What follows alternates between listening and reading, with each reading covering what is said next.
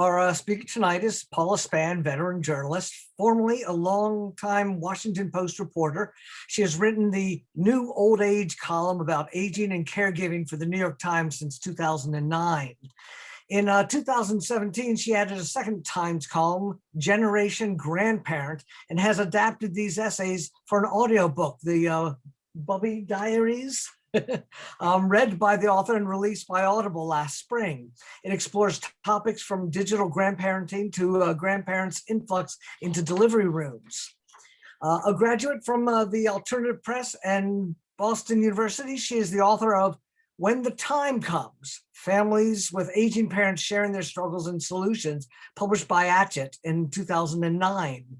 Her freelance articles have appeared in dozens of newspapers and magazines. Since 1999, she has helped prepare the next generation of journalists at the Columbia Graduate School of Journalism.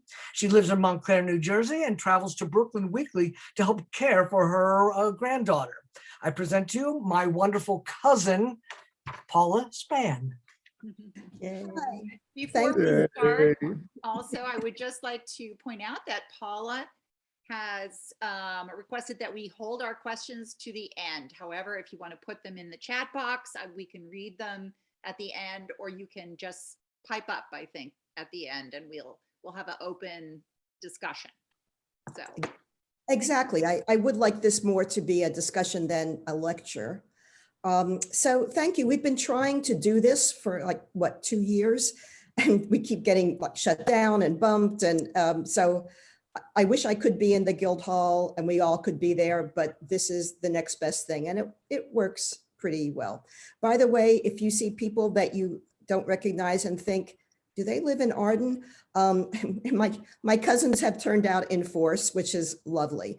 But all of us feel very connected to Arden because we were there all the time visiting Bernie and June Kleben and Alan and Marcy. And so we know that it's a really special place. So I'm really happy to be here to talk about my current favorite topic, which is grandparenting. I achieved this status in 2016, and it's been one of the most meaningful events of my later life, and also one of the most interesting. So show of hands, is everybody here a grandparent or soon to be a grandparent? A lot of people, but not everybody. Okay, my granddaughter is 5 1/3 now, and she will tell you that the third is very important. She lives in Brooklyn and I live in Montclair, so we are lucky enough to be close enough that we can spend a day together every week. I started this when she was 3 weeks old. So it occurred to me after about a year that the New York Times had many, many features and columns about parenting and columns devoted to caregiving, including mine, but nothing specifically about being a grandparent, of which there are only 70 million in the United States. So I submitted a column to an editor there and said, what do you think about seeing this as the first in a series of that would explore grandparenting? And she agreed. So those columns, which continue, and you can see them at nytimes.com, are called Generation Grandparent. And the audiobook for Audible, which is called the Bubby Diaries, I'm Bubby, is an outgrowth of those columns. By the way, I never planned or expected to read this thing myself. There are professional voice actors that do that sort of thing. I had Bette Midler in mind. That was my fantasy. And, like Broadway was shut down, television and film was pretty much shut down. I thought, yeah, maybe she has some spare time. She apparently had other plans. So I ended up reading it myself. Can you put that cover up, Jennifer? It was the editors at Audible who suggested that really I should be the reader, because with memoirs, listeners like to hear the author's voice. I pointed out that I had zero experience with audio, but the editors and sound engineers figured that I could do it, even though I wasn't so sure myself. They sent me last winter a bunch of equipment in a big black case. And because, of course, the Audible recording studios were also shut down. And they told me how to set up all this gear in my bedroom, and we recorded it over a couple of days. I happen to live directly across the street from a train station, so acoustically this was not ideal, but we pulled it off. You can take it down, Jennifer. Thanks. So grandparenting, of course, is eternal, always a part of human life. But like other kinds of relationships, it can change, adapting and shifting with the times. So let me begin by pointing out some of the demographic changes that might affect us as grandparents and parents. One change is that today's grandparents may have greater involvement with their grandchildren. Most Americans become grandparents in their 50s. Now, I was 67, but we tend to live longer than our ancestors did. And so that means that we can stick around and see our grandchildren grow up. The average American who reaches age 65, excuse me, can expect another 20 years or so. That's the average life expectancy at age 65. So we can maybe see them reach adulthood, and a growing number of us will become great grandparents.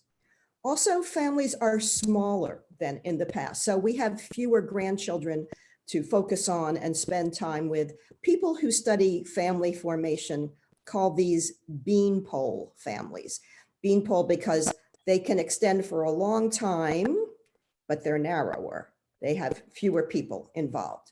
So that might be an advantage. I spoke recently to a grandmother of 10 who said that one of her challenges was trying to figure out how to make each of those kids feel special and distinctive. And it was not easy. She was not wishing to have fewer grandchildren, but when you have 2 or 3 or 5 in which to invest time and attention and sometimes money, some of us will have it easier than she does, most of us.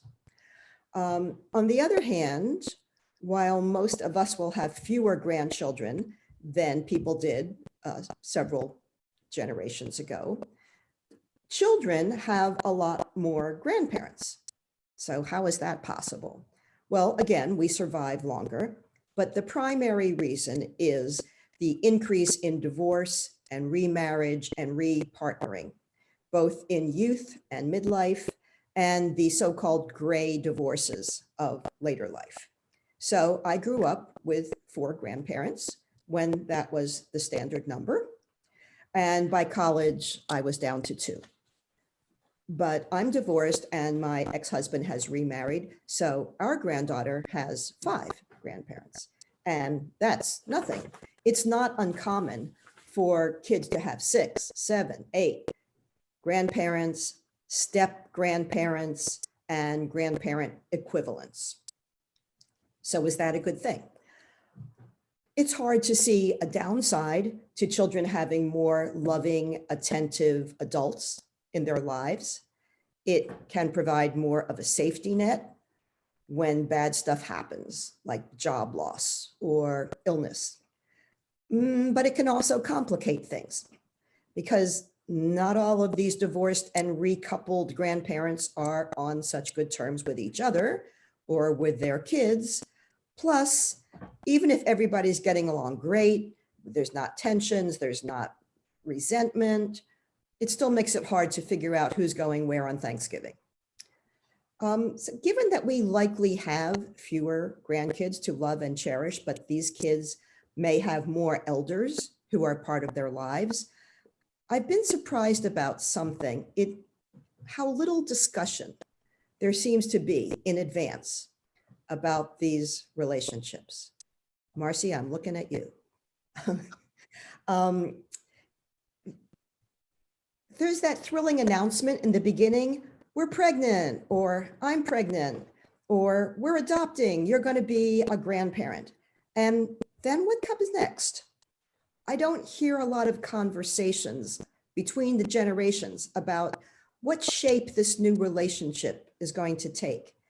And that can lead to friction, to misunderstandings, that more discussion might help preempt. Wouldn't it be helpful to think and talk about what do the new parents envision, what they expect from you, what they will accept from you, how this relationship might take shape? And then what you, the elder generation, might be able or willing to provide, the part that you want to play. You might be living in the same house or the same town or across the country, but you can still be part of this new person's life. And so how is everybody going to handle that? And then how might that shift as both the children and the grandparents grow older? So there are lots of different ways to be close to this new person. Maybe you're thinking, well, this is wonderful news. And when we're in Arizona for the winter, we'll have the kids come down for a week once the baby's out of diapers. And then when we're back home, we'll go to the zoo. And that sounds great. And probably lots of us recall visits to faraway grandparents as being very special times. And we looked forward to it every year. But if you're nearby much of the time, maybe the new parents are thinking something different. Maybe they're thinking, we are drowning here. Forget the zoo. What we need is for you to come and bring dinner every Thursday. We don't care if it's takeout. And while you're here, could you please put in 2 loads of laundry? Thank you. So being able to discuss this ahead of time can avoid disappointments. And I don't think it's too late to have these same discussions later after the births, long after the births. I can't claim to be an expert on family dynamics because I have one daughter and she has one daughter, and they're stopping there. So many of you are probably far more experienced on this front. But one of the great things about being a reporter is that you might not be an expert, but you can find out who the experts are. And then you can call them up and on behalf of your readers and listeners and viewers, you can ask them a lot of the questions that really you just want answers to yourself.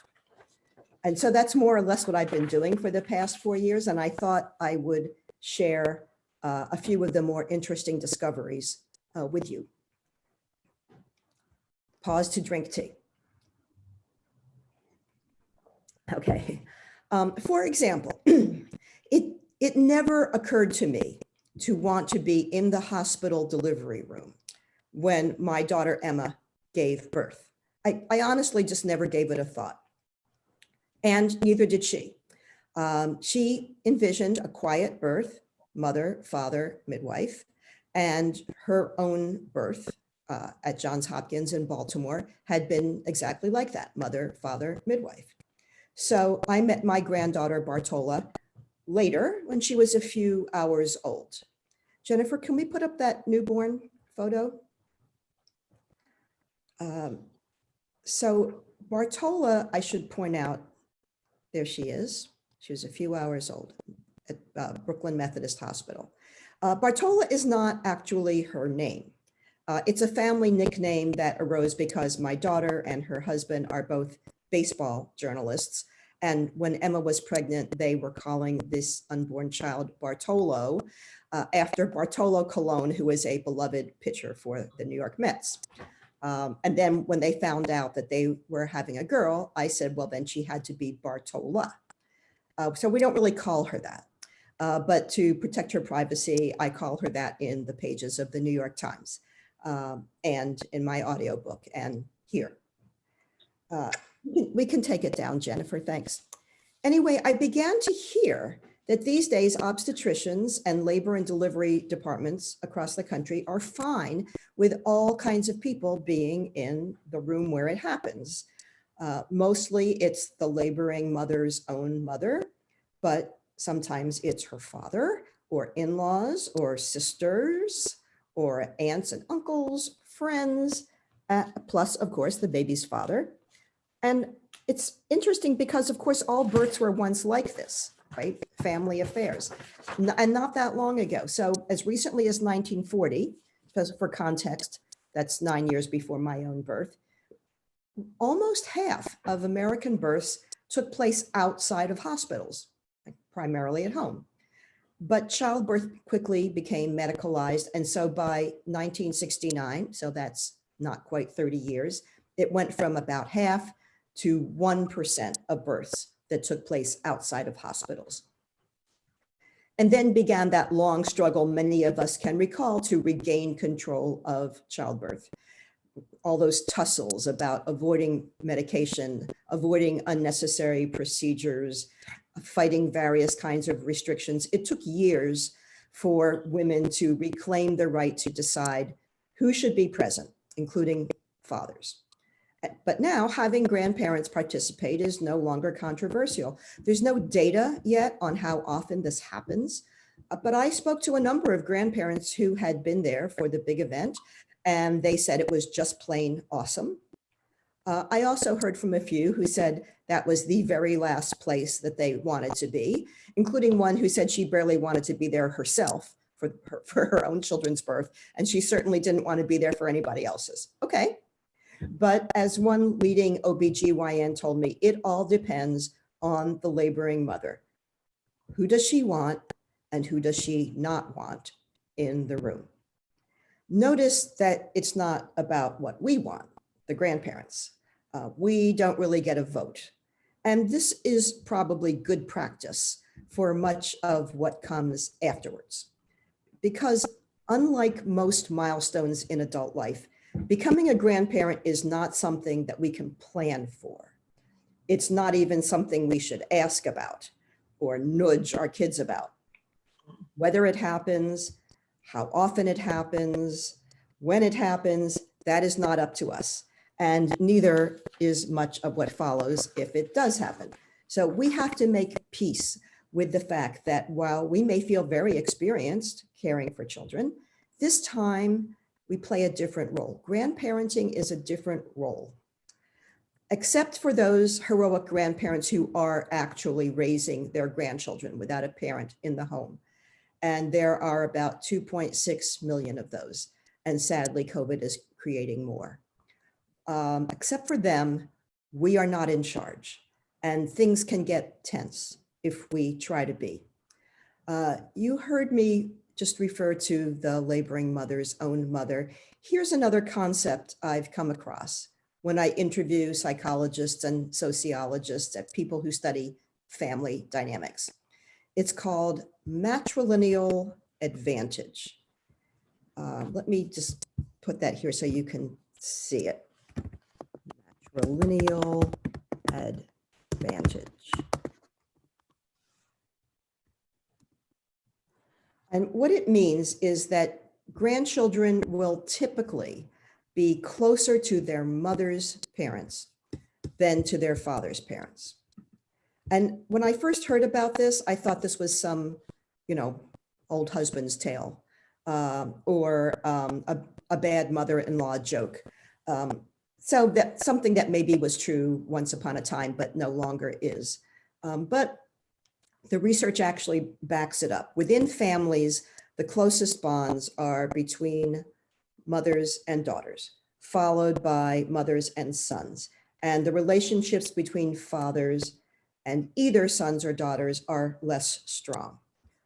Also, women still do most of what sociologists call kin keeping, K-I-N-K-E-E-P-I-N-G, kin keeping.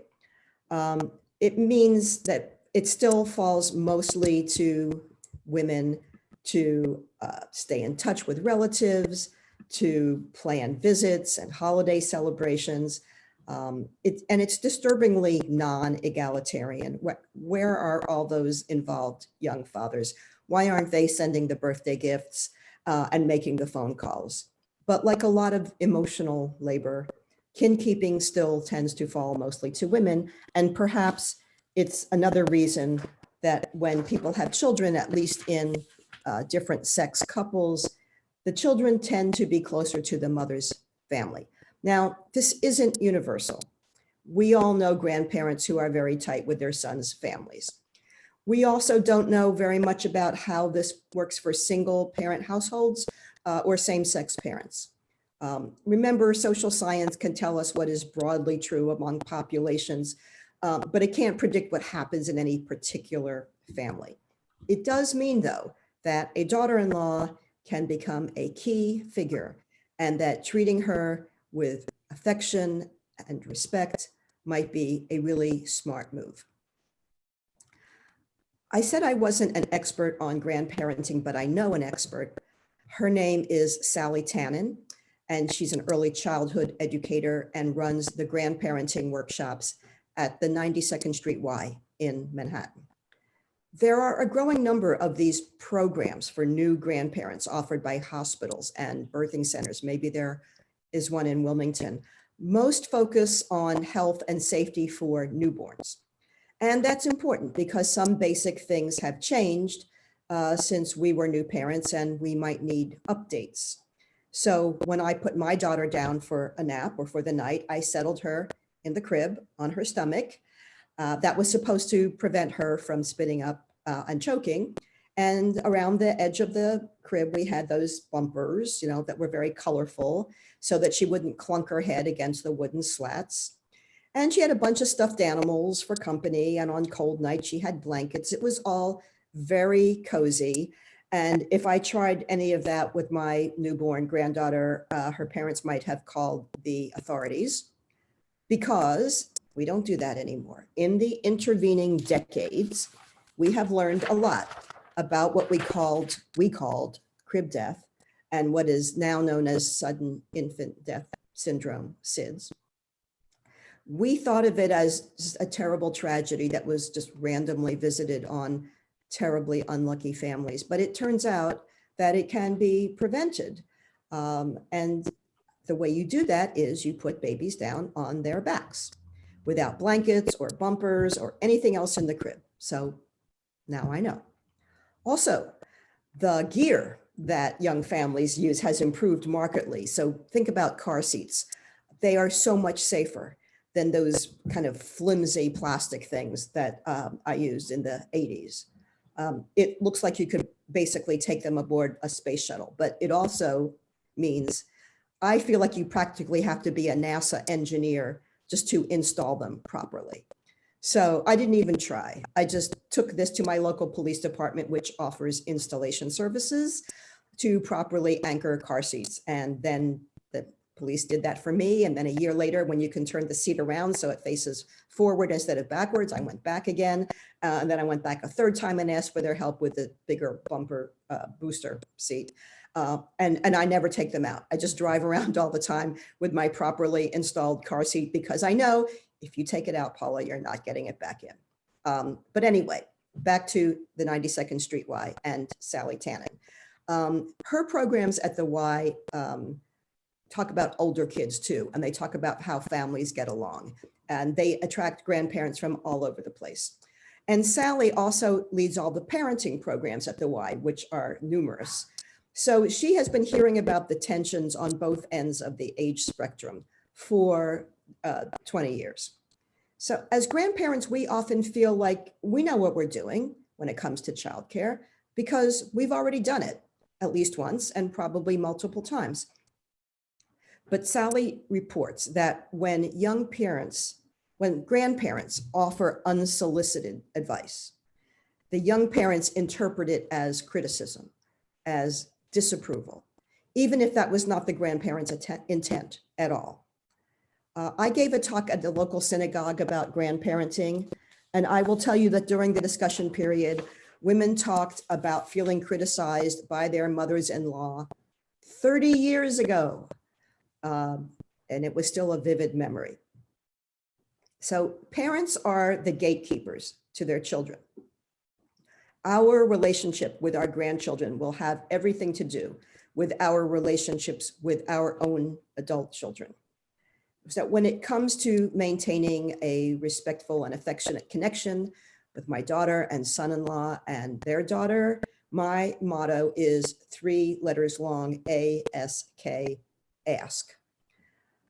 At one of Sally Tannen's grandparenting groups, an expecting grandfather was so excited about his daughter's pregnancy that he told the group that as soon as he heard that the baby was born, he was going to hop on a plane to LA with his second wife, no less, and surprise them with a visit. And Sally didn't even have to intervene. All around the table, there was this chorus of, oh no. So he got the message. I don't always adhere to my own motto, but I try. I've been known at times to express an opinion on something that is really not my business. It hasn't hurt our relationship. My daughter also doesn't pay much attention to my suggestions, but I try to be supportive without being controlling. It's worth the effort because 30 years from now, I don't want some speaker at a synagogue to be hearing about how critical I was of her and her husband, Jay. Grandparenting comes in many forms. Ever since Bartola was born, I have trekked to Brooklyn one day a week to provide child care, and there's a name for that. Sociologists call it intensive grandparenting. Jennifer, can we put up that potato head photo? So intensive grandparenting, it refers not to a certain number of hours a week or a month, but just to a regular commitment to providing childcare. And it appears to be a growing category. And why not? Because young families are under so much stress, trying to juggle kids and work and relationships, and then for 2 years, working from home and social distancing and remote schooling, which I am here to tell you does not work real well with 3 and 4-year-olds, and vaccinations. Some grandparents want to help and they're able to help out in a regular way. So my 1 day a week is nothing compared to what some people provide. They might be on the job 2 or 3 or 5 days a week. They may be the backup when the sitter is sick or the kid is sick, or when someone in school gets a positive COVID test and the whole class goes remote for a week. Or maybe they're the ones that parents call when they have to take a business trip. And when this works out, it benefits everyone. I'm delighted to be able to pick up Bartola at kindergarten, and then we spend the afternoon together. I'm also exhausted at the end of the day because the last time I was chasing around a kid that age, I was half this age, but I'm still happy to do it. I'm still working full time, so 1 day is pretty much all I can manage, but some retired grandparents are on the case much more often or in different ways. I interviewed a couple in California.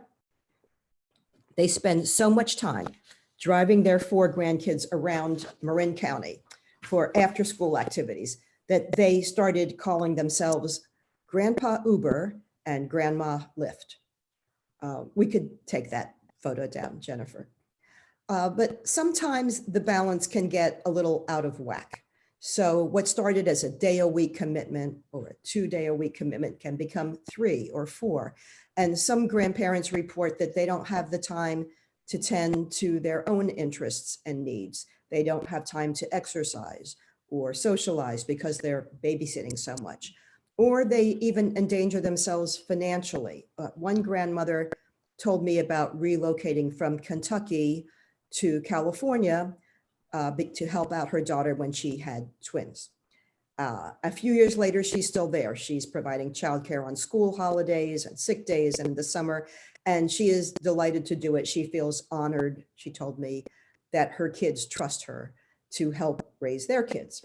And yet, in order to have a source of income when she left her job in Kentucky and became a granny nanny, is what she calls it, she tapped her Social Security benefits early at 62, and which you can do, but it will cost her $1,000 a month for the rest of her life, versus if she had waited until she reached her retirement age in a few more years. And that's not pocket change.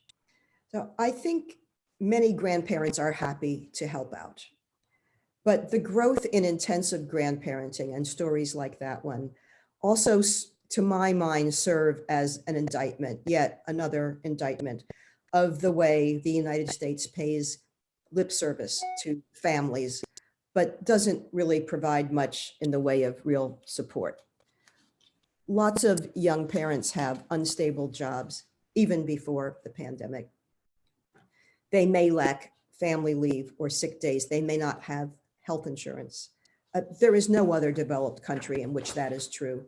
The cost of quality childcare, if you are paying for it, is astronomical. We all went to college for less. And once kids reach school age and don't need that kind of daycare, they are still following the schedule that was developed back in the day when they were needed to bring in the harvest. So I'm glad to be an intensive grandparent, but I also would like American families to have a safety net so that they can get by without an intensive grandparent. Because a lot of elders can't provide that kind of backup. They may live too far away. They may not have the health or the stamina. They may be working. They may be caregivers for their parents. It's not unusual for people in their 70s these days to be caring for people in their 90s. So they will rely on as many visits as they can arrange or afford. The past 2 years were particularly rough. Grandparents were rightly reluctant to travel. And even if they lived nearby, their adult children were often terrified of exposing them to a potentially lethal virus. So I have spoken to grandparents who had been yearning for a year or longer to see their grandchildren. And there were some that had new grandchildren they had never met. A lot of us planned to be hitting the road by now or taking to the skies. And then came Omicron. But these years have also taught us a lot, and maybe more than we really wanted to know, about how to maintain connections across distance, especially through technology. So Zoom birthday parties and Seders and Christmas dinners and FaceTime, Skype, calls, texts. It is not as satisfying as having a small hand in yours, but it's what we had and it mattered. A few years ago, we were hearing a lot about screen time, how too much screen time was not good for kids. The American Academy of Pediatrics issued guidelines saying that children younger than 18 to 24 months should not be exposed to screens at all, and that 2 to 5-year-olds should not have more than an hour a day. So is it okay for us to be doing all this FaceTiming and Skyping with our grandkids? Well, it is. It is. The Academy specifically exempted video chatting from its recommendations. And I talked to one of the doctors who helped draft those guidelines. He's at Seattle Children's Hospital, and he runs a lab investigating children's cognitive and emotional development. He told me he was bullish, his word, on video chatting. He didn't consider it screen time at all because on Zoom or FaceTime, kids are not passive. They're not sitting back being entertained. It's not about entertainment at all. It's about building relationships. And families have gotten very creative about how to use these technologies. So I've heard about grandparents playing hide and seek. The kids are running around the house and the parents are following them with their phones as they go and hide. There are grandparents that sing with their grandkids. Maybe they buy 2 copies of a book and they send one and keep one so that they can read and the kids can look at the pictures on their own. With older kids, they cook together using the same recipe, but in their different locations, or they do craft projects together. I don't think it's as satisfying as actually being together, but it can help bridge the weeks and months until families can be together regularly. So when we have to be apart, one thing that's tempting is for grandparents to send their grandkids presents. And of course, locals do this too. And it's understandable. It shows them we're thinking of them, even if we're not together. It brings us pleasure to see them light up or to imagine them lighting up. And if we're thoughtful and we're lucky, we might come across some possession that they will treasure for years. So when I talk to grandparents and parents about these legacies, they mention things like hand-sewn party dresses, communion dresses, christening gowns that are being worn by the 3rd generation, or about cookbooks in which grandparents have written notes and they've annotated and marked these cookbooks.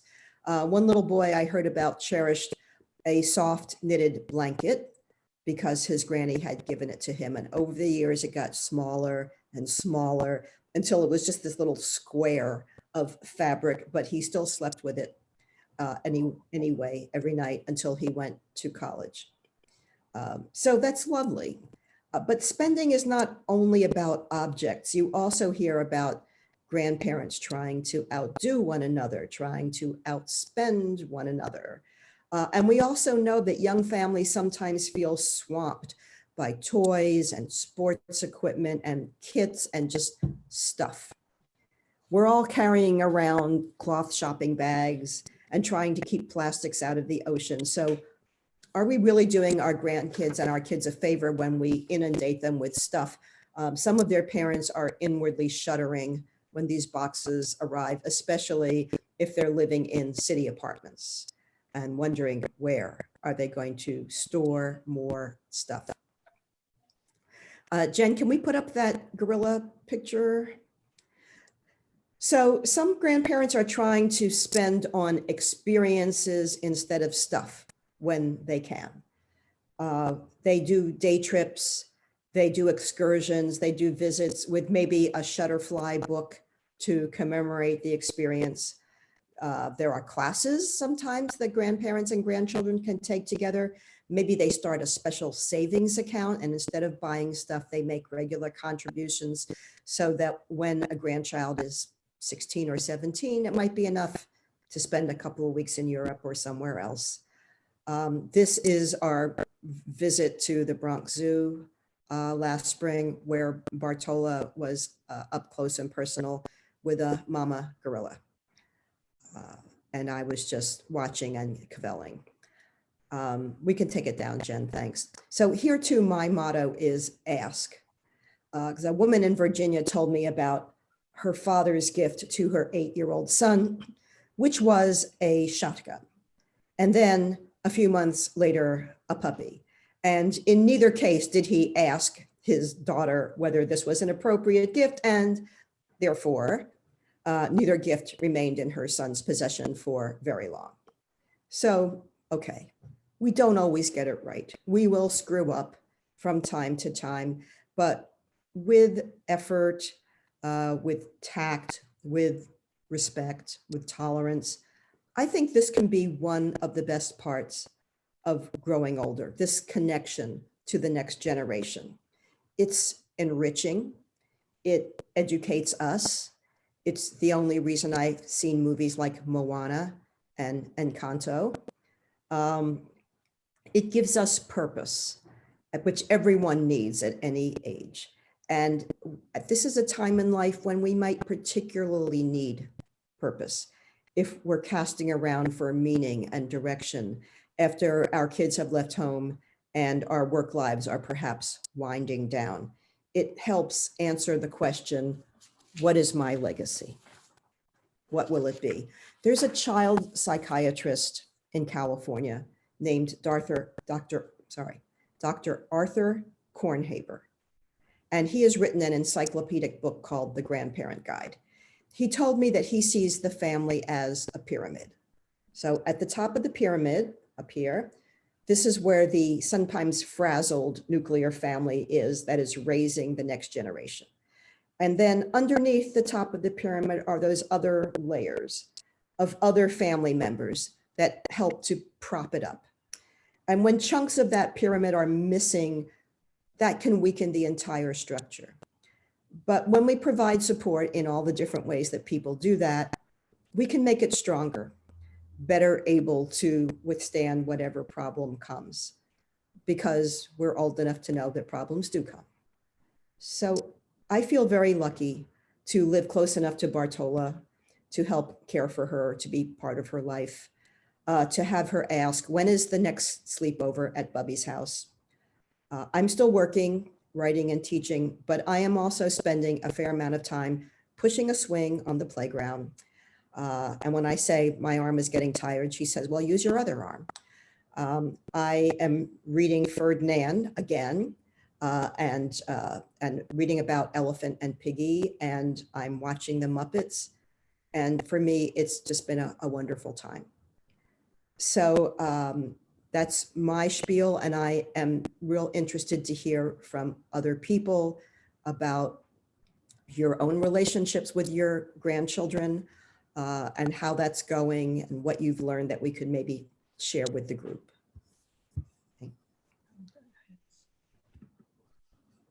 So feel free to just unmute and ask. Is that okay, Paula? Sure. And you can also, if you prefer, you can always put something in the chat box and I can read it for you, or somebody can read it. So. Okay. So does anybody want to? Yes, I see JXS155. I see your hand up, but I don't know your name. Okay, I'm Mary Brent, and we hope to be grandparents within the year.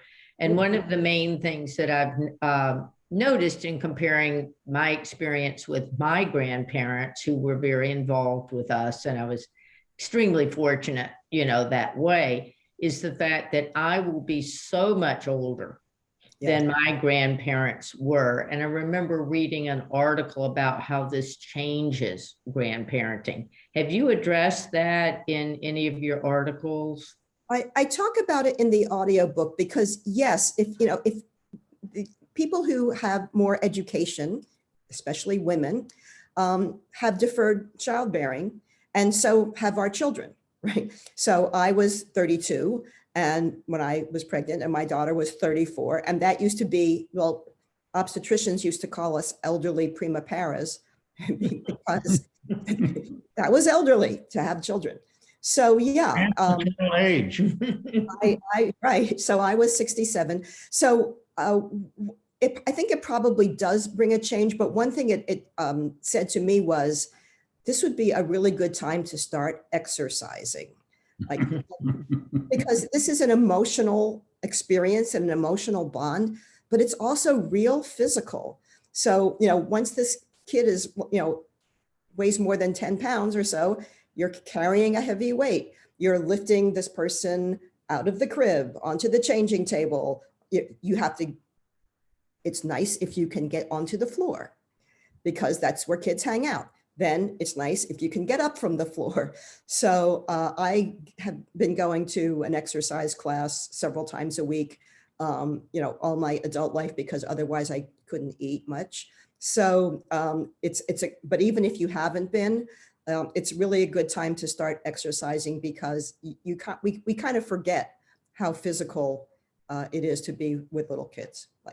Like use your other arm. Well, okay, it's a good thing I lift little weights. But the other thing is that there are people who have various kinds of disabilities, and they can still be very involved grandparents as long as there's some kind of accommodation. So kids are very accepting. And if you can't get down on the floor, I think they understand, well, Bubby plays or Nana plays on the coffee table. She's not so good at pushing the swing, but she can meet you at the bottom of the slide. I don't think we have to berate ourselves that we're old, but we probably do have to give some thought to it. And I think being as fit as we can make ourselves, given our various situations, is a good idea. Yeah. Do we have anyone else who wanted to chime in? I had a hand raised. Can you hear me? Yes. Hi, I'm David. I'm Dawn is your cousin, Paula. Oh, okay. I was looking like which square. Hi, David. Yes. Hi. Hi. So I'd like, I really enjoyed your talk. It is very interesting. And we are grandparents of two little grandchildren, 3 and almost 4 and almost 1. And they live 15 minutes away. So we are unbelievably lucky. Yeah. And so we interact with them, at least once a week, if not more time. But when we were expecting to be grandparents several years ago, a friend of ours who has about half a dozen grandchildren said, David, just remember one thing. When your kids call, you just say, what time? And Yeah. I've tried to follow that rule, and 99% of the time it's worked out well. Right. What do you think? What do you think of that? I have another scientific thing I could talk about too, but let's do this first. Let's do one at a time. So first of all, the what time thing is good if it's not abused and if you're not working. But the fact is that because we are healthier, if the educated Americans are healthier and they live longer, and so we are also working longer. And so if when I'm still working and the average American becomes a grandparent in their 50s and they're still working, so you can't always just drop everything and go. Maybe, in some situations, it's works out better to build it into the schedule so that it's not just what time, it's Thursday afternoon. And then you can maybe arrange to not be working Thursday afternoon so you can do this. One thing that's good about growing older, right, is that you care much less about what anybody else thinks. So, I was always real careful not to be talking too much about how I couldn't do something when I was younger because of my daughter. But now I don't care. Everybody at Columbia Journalism School knows that I'm a Bubby. And everybody knows that I'm sorry, I can't do it on Friday because that's Bubby Day. So how about Thursday? And I'm, completely shameless about it. So, it's very individual. Some people can just drop everything and some people can't. And some people don't want to because you have a life too. So I'm glad it's working for you. And it helps, of course, that you're so close. But I don't think that's the only way to do it. I think your friend might have been oversimplifying there. Indeed. Yeah. So what's the scientific thing? So many years ago, probably when I was a young parent, I read a manuscript about in the Proceedings of the National Academy of Science about the role of grandmothers in evolution. Mm-hmm. And so just imagine you took us all back and we were sitting and watching an iPad, having this discussion 1,000 or 2 years ago. And what role did grandmothers play? So, and how did that affect evolution? So grandmothers were key for long life to take care of children and grandchildren because the husbands went out and played with the boys and hunted, and the wives went out, the women went out and did other things related to preparing food and keeping a home and things like that, Right. which were roles that they played. So what happened to the children? The children were taken care of by the grandparents. So Right. Especially grandmothers, because the grandfathers used to go off with their sons. So the role in evolution, and if you look at the genetics, women tend to live longer than men on average. And they play a significant role in the ecology of the parenting throughout history. Right. So that was the academic issue. I have seen references to that paper too, and I think that's where it pointed out that in most species, once you have fulfilled your reproductive duty, you die. But humans, we tend to keep them around because even after they have reproduced, they still have a role to play. So fortunately for all of us. Are there people who have very far away grandkids, I mean, including overseas, that are trying to stay connected in this group? Right. O'Regan, yeah, where are yours? Hi, we are recovering and failed grandparents. Five of the grandchildren are in New Orleans, and 2 are in New Hampshire. So have you been able to travel and see them, or have you been? Well, it was a long haul, but we got there Christmas time this year for the first time. It's been two years since we were able to get down. We had several failed attempts that got canceled at the last minute. So yeah, it was a long time. But we've gotten to New Hampshire a couple of times, and we're heading out Tuesday morning to watch the kids and play with them while my son and his wife are having their anniversary weekend. Oh, that's great. And I must say, it's very considerate of your children to live in such nice places Yeah. that people want to visit New Orleans and New Hampshire. That is cool. Well, as long as I have a free bedroom, New Orleans is great. Yeah.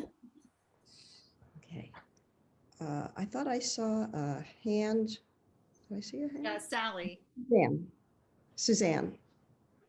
Oh, I can go, or Sally can go, I guess. Thank you so much, Paula. I enjoyed your talk immensely. I became a grandmother when I was fairly young, and my oldest granddaughter is 34 and has 2 children. So I have 2 great grandsons, and I actually watch the younger one fairly often. The younger one is 9 already, and the older one is already a teenager. Probably be a great grandmother before I end it all. Without going in, I've been very involved with especially my 2 older granddaughters. And they're local, and I talk to both of them almost daily.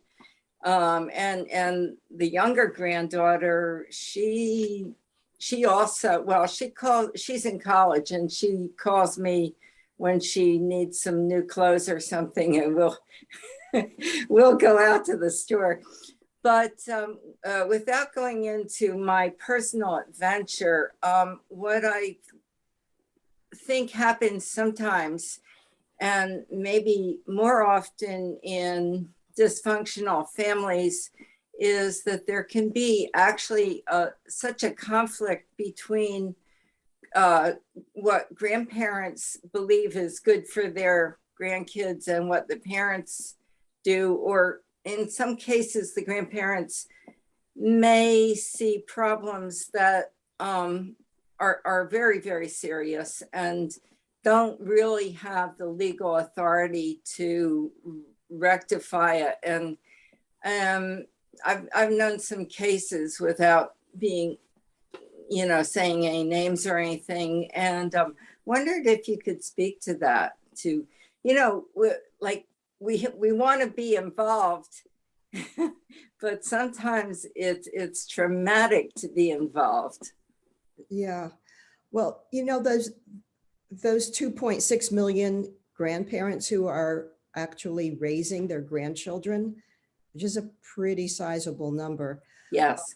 But those are not all children whose parents have died. Some of them have, but they're also parents who are incarcerated, parents who abandoned the family, and a lot of parents who've been dealing with addiction in recent years.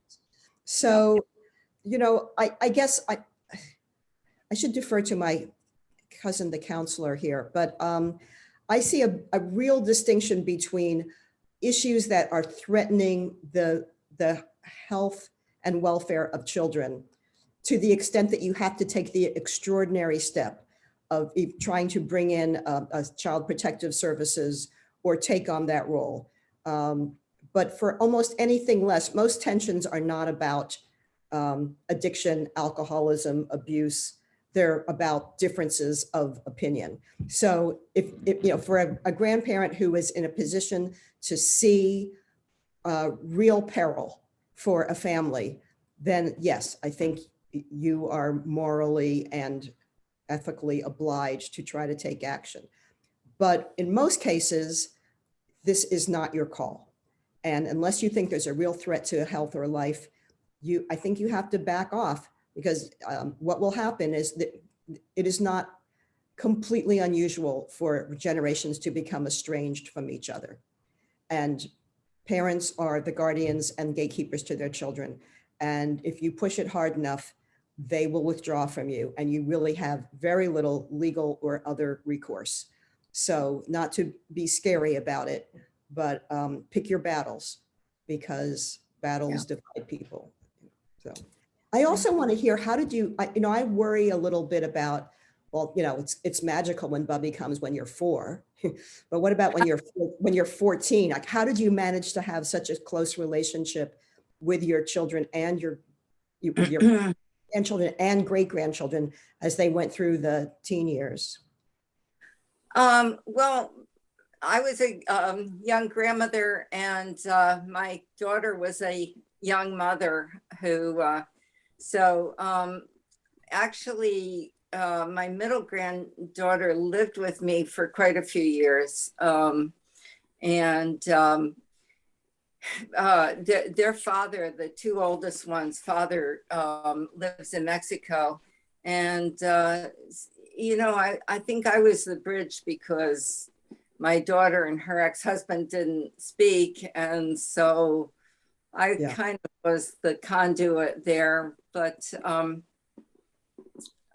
I've been very fortunate though, because I just have a wonderful, almost like a friendship with my my oldest daughter. Yeah, when they were 14, when they were teenagers, it was awful for all of us. And we, you know, I guess there were all kinds of conflicts, but you know, you just roll with each year and each stage. And now at this age, I'm very, very proud of all 3 of my granddaughters. That's great. Sally, did you want to? Yeah, I just wanted to say, I mean, you asked about distance. I have 3 children, all of them with their own children, and one in Wisconsin, one in Miami, and one in Perth, Australia. Oh. And so I don't see any of them particularly on a daily basis. And the one in Australia was born on New Year's Day, 2021, and I've never met him except through pictures, you know, and video chats. But it's been interesting because the communication between my children is very different. My daughter in Wisconsin is very, very open. We often do bath time together, and I see the kids having baths, and you know, they play. And I would say through the pandemic, both my Miami and Wisconsin kids made a big effort to be together, and we would quarantine for a week, and then we got together. We all got together for Christmas down in the Florida Keys a year ago, and this year they all came up here, and we all spent a week at the beach together. I mean, we really, even though it was the pandemic, we all felt it was important to spend time together, and we all did testing and quarantining or whatever so that we could have that time together, and that was very important.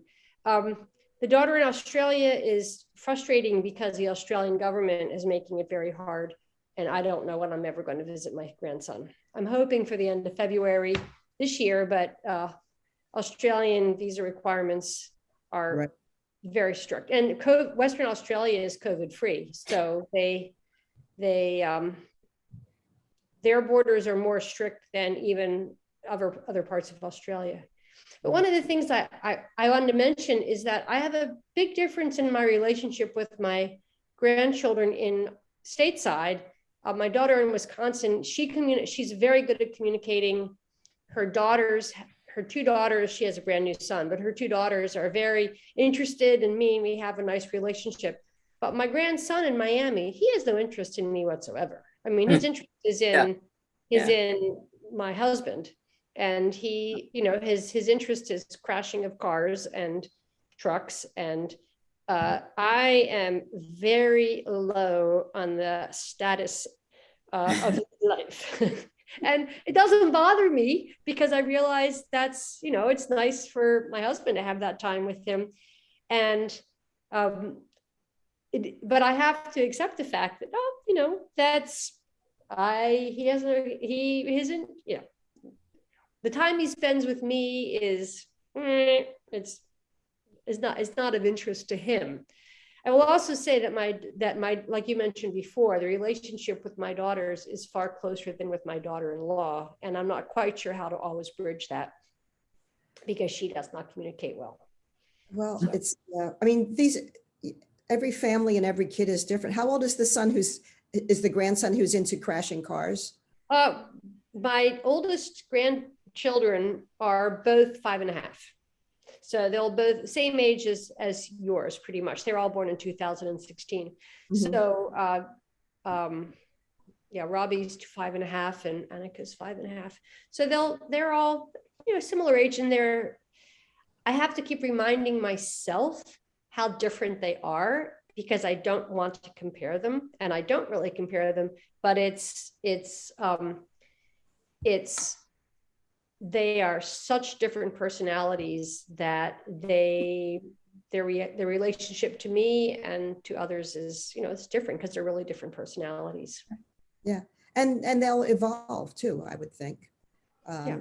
I don't think your personality is fixed at 5, but maybe it is. I don't know. Yeah. Well, and my interest is natural history, and you know, what I like doing is taking, you know, like what I would love to do is take one of my grandchildren out on a nature walk, you know, that kind of thing. But my son has zero interest in that whatsoever. So it's not, we'll see. Hopefully one day it will work, but you know, I just have to let it just go with the flow. Yeah. And someone sent a chat that February 1st, Western Australia is opening up. It's February 5th. Western Australia is opening up, but they have not released their visa requirements. And they don't want, just so you know, like I can't apply for a visa until the visa requirements are known. So I'm still hoping to go February 25th, but don't know. Plus, you know, when people are that far away, even trying to arrange video chats is challenging with the time zones, and you know, who's awake and who's asleep, and it's a 12-hour time difference. So Western Australia is easier than New Zealand, where my husband is from. That's an 18-hour time difference. That's trickier. But Western Australia is not bad. It's like dawn and dusk, or you know, morning and evening. It's not bad. Cool. Does anybody else want to say anything? I'm not seeing it. I wouldn't mind just talking about Arden a little bit. And, you know, you were talking about how there's this pyramid with the nuclear family at the top. And I think, unfortunately, my husband and I were, you know, older parents, so we didn't really have the grandparent support underneath us. But we did have Arden, and we did have, and still have, you know, this amazing community support that has been really crucial. I consider a lot of the people, you know, the older folks in town to be grandparents to our kids, aunts and uncles to our kids. And that has been a really wonderful thing. Yeah, but Arden is unusual, as we all know. But I do like the idea of, you know, it's Hillary Clinton's "it takes a village" idea. I like the idea of children having contact with other older people who may not necessarily be related to them at all. You know, I think it's enriching. And there are these kinds of programs, these sort of quasi-grandparent programs in which older people can have relationships with kids. And I don't know if Arden has one, or maybe you don't even need one because it happens anyway. But in other places, that's one thing that people have done to try to, because you know, one of my missions here is to try to reduce ageism. That's my other hat, my aging columnist hat is, you know, ageism is a pox on the universe, and it's real and it's hard to dislodge. We've all grown up with it. But the research shows that one thing that does reduce aging stereotypes is for there to be cross-generational contact. So that kids who have regular contact with older people have less stereotypical views of aging than kids that don't. And that's one reason that in many places, there are daycare centers in assisted living facilities to try to encourage that kind of cross-generational contact.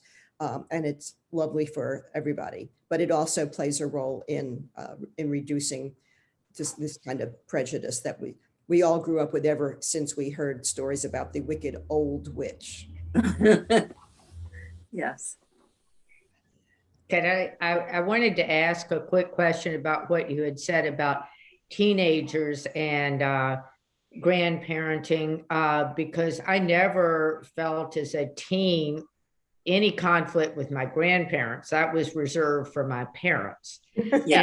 And so it was sort of, I don't know if you know what your studies or research shows on that. I haven't, there hasn't been a lot of research. I did do a column about it because I think it's not so much about conflict. You know, you sometimes hear that grandparents and grandchildren are tight because they share a common enemy. Right. But I don't think it's so much about attention as just their lives get very busy. And teenagers and adolescents, it is developmentally normal and important for them to have very tight relationships with peers. Like it's all about your friends and the people in your class, and it's less about your family. And that's appropriate. That's the way it's supposed to be.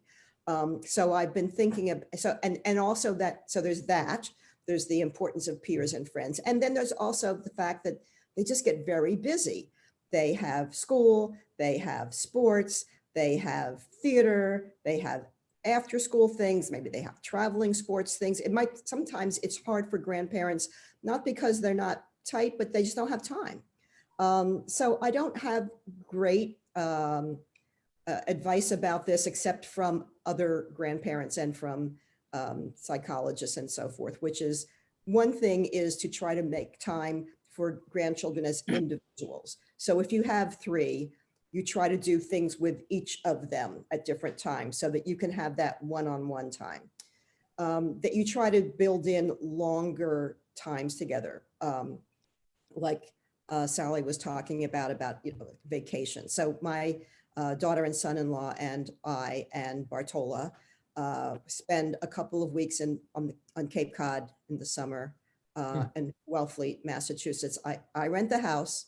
That's me. I rent the house and we're all there. And so to have these sort of uninterrupted days when there's not school and clubs and things, it's just us. And I think it really helps cement the relationship and gives us common things to feel connected to. So there's that, but I also think just you sort of have to accept it. So I was going to be the theater Bubby. This is one of the things I called dibs on. I wanted to be called Bubby.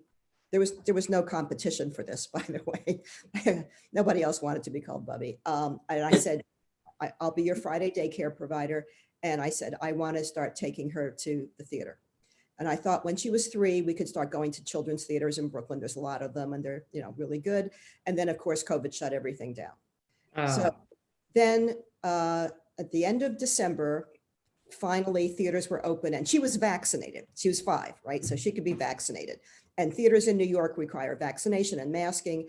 And there's a well-known children's theater on 42nd Street called the New Victory. And I got tickets for us to go see a Muppet thing. And I thought, finally, this is going to happen.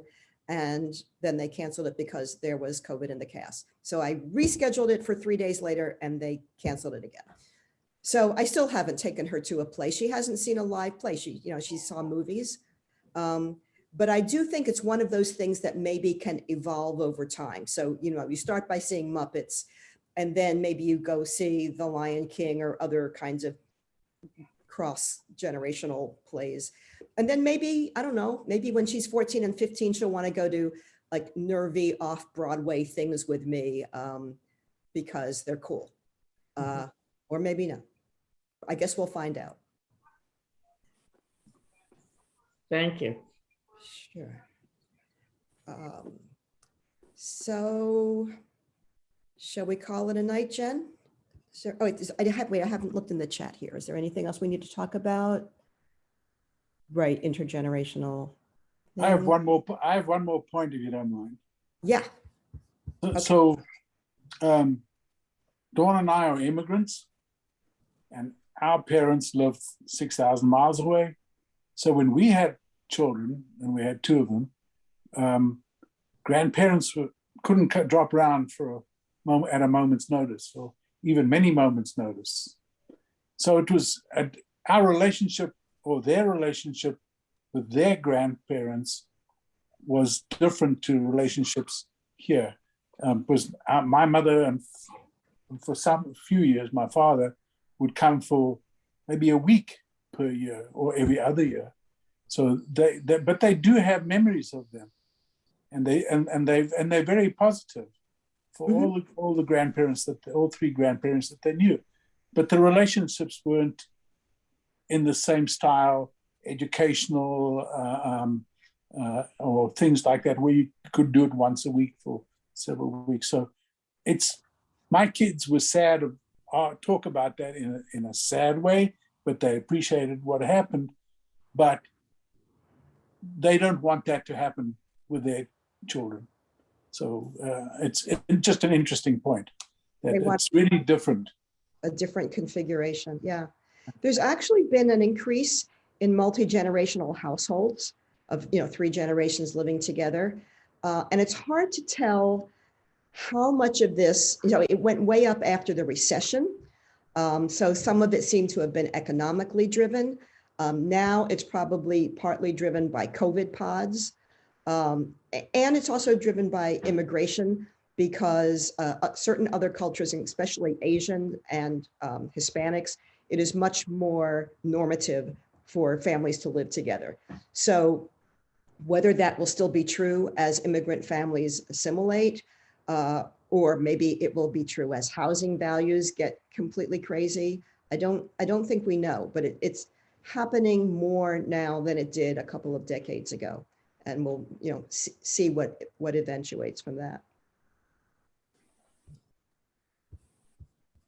Well, excellent. Thank you, Paula. This has been wonderful. Early. And thank you, Alan, for bringing Paula to us. So Thank you very much. It was very enjoyable. Thank you. Thank you. It was Done a really terrific job. Thank you.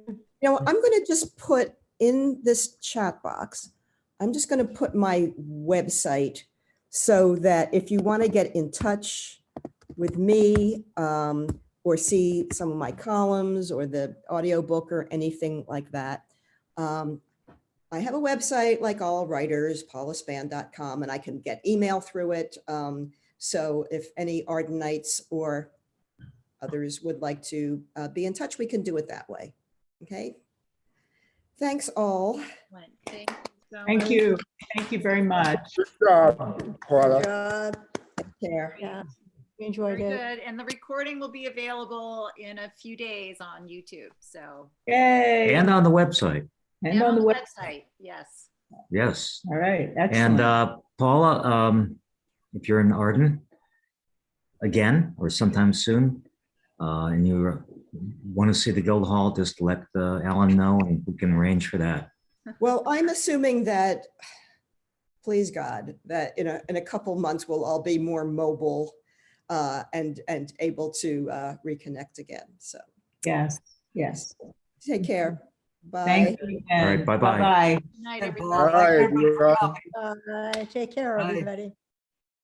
See you, Sally. How do I get out? Leave.